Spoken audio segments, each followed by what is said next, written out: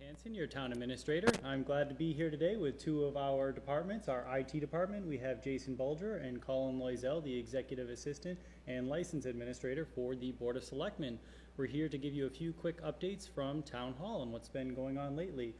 First, I would like to turn it over to Jason Bulger to talk about a few grants that we've received recently. The IT department worked hard on a grant for Eevee charging stations, as well as grant for cybersecurity awareness, and Colin Loisel has been doing a lot of great work doing license renewals for the Board of Selectmen, so he's going to talk to us about that project. And I'm going to provide a few quick updates from the most recent Board of Selectmen meeting. So thank you for tuning in. At this time, Jason, please tell us a little bit about what's been going on lately with grants. Sure. Earlier this year, we applied for and recently were notified that we received a Mass EVIP grant, which is part of the Mass DEP umbrella. We got a grant for $23,955, just under $24,000. It is a matching grant. The town will kick in about that much money as well. And this will allow us to put two dual port charging stations, one on Winslow Road and one at the First Parish Meeting House parking lot. I think we do have a map we can take a look at. So you can see there, approximately on Winslow Road, along the road there, we'll have a one dual port charging station, possibly with the ability to add another one down the road. And then as well in the First Parish Meeting House parking lot, there'll be another dual port charging unit. And this will help support the downtown Tyngsborough town center development. The model installed will be the CT4000. It's much more user friendly than our current older models that are at the town hall and in the highway garage. The unit here you can see is the CT4000, and those we expect to be installed in the next few months. We're still working on identifying the funding source at the moment. Great. And do you have an update on our town hall and highway department charging stations? Absolutely. So one unit at each location was actually damaged during a storm last year, and unfortunately it was the unit that provides the communication via cellular modem to the company ChargePoint that manages the stations. So we've been working on upgrading some parts and moving some things around so that we can at least get one of those units functional at each location soon.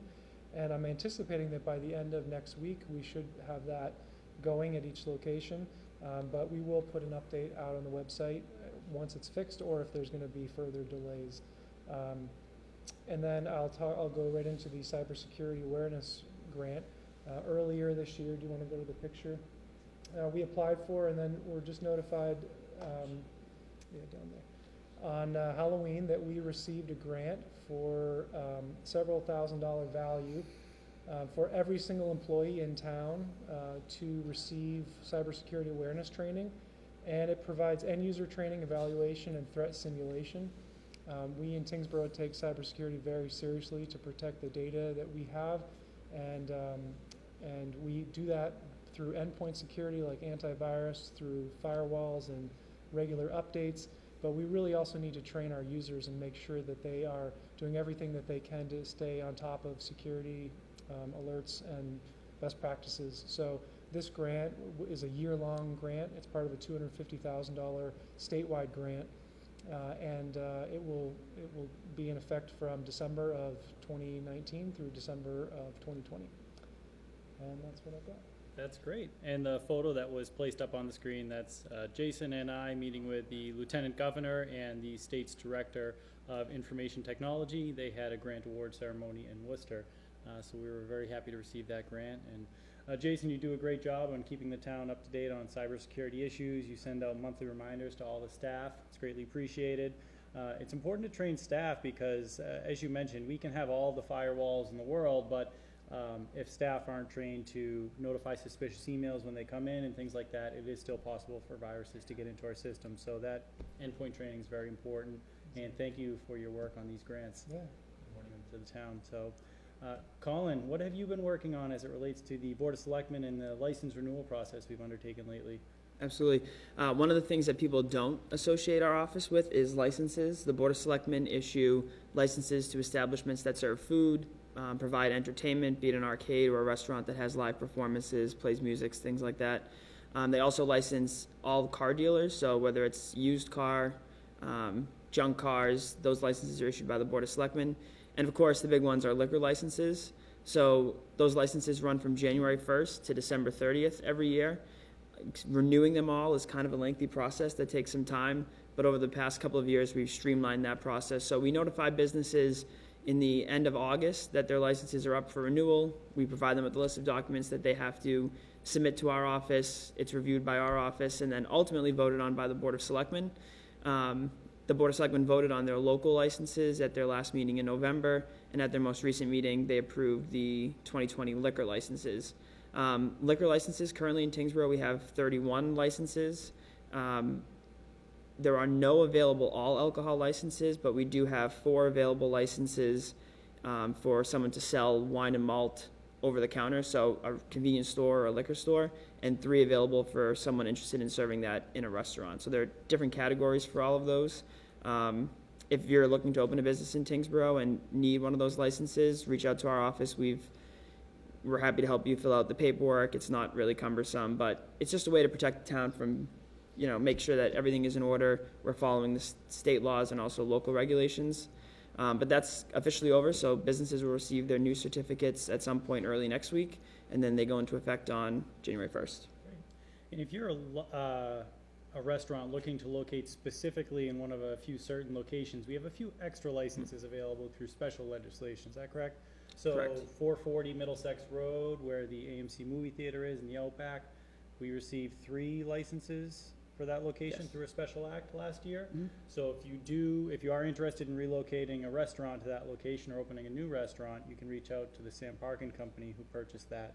And then also just a little bit further down Middlesex Road, closer to Cummings Road, I believe, Yep. there's a parcel in front of the new storage units, and there's 1 license that's dedicated for that location. I So- believe we have 1 or 2 left for the town center, if you're located within the town One center. left for the town center, correct. Those, as you mentioned, those were granted by special legislation. For people at home listening, the town under state law is allowed a certain number of licenses based on its population, but the Board of Selectmen and town meeting can request additional licenses for things like the town administrator mentioned, economic development zones as well. And if I could pivot quickly from liquor licenses, I do also work with our Commission on Disability, and so I just want to give a plug for a dementia in your community training that they're hosting on January 15th. That'll be at the Old Town Hall. It's free. It's a great training for residents, town staff, and businesses that want to learn more about how to make Tyngsborough friendly for people living with dementia. Great. And for residents, I did want to switch over to our website quickly, where the licenses that you were just talking about, Colin and Jason, the grants, all of those grants are accepted by the Board of Selectmen. If you want information on what the Board of Selectmen are working on and you go to our website, right from the home page, you can click under Departments, Boards and Committees, or just go right to Administration if you know you want to go to the Board of Selectmen Administration. Both on the right-hand side of the page under Board of Selectmen Packets, and scrolling down the page, the first link under Resources is Board of Selectmen Meeting Agendas and Packet Materials. So those licenses that you mentioned that were approved by the Board of Selectmen, if any residents at home click on Board of Selectmen Packets for 2019, they can open up our most recent agenda from December 12th, and they can download the agenda and all of the packet materials.